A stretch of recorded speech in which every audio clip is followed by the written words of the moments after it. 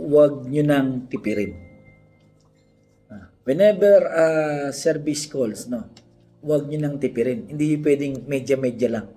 Nandun ka na eh. So, ibigay mo na. Kasi nga, babalik tayo dun sa dati pa rin na do unto others what you want others do unto you.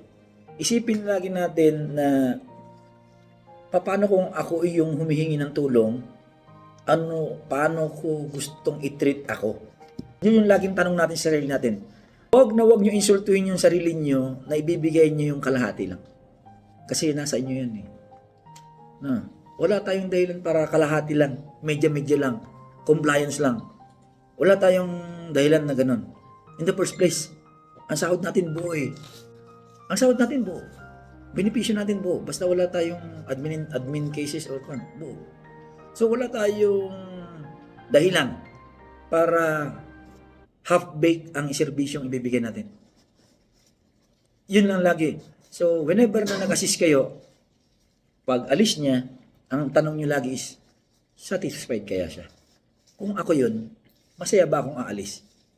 Pag ang sagot niyo doon ay oo, panalo na tayo.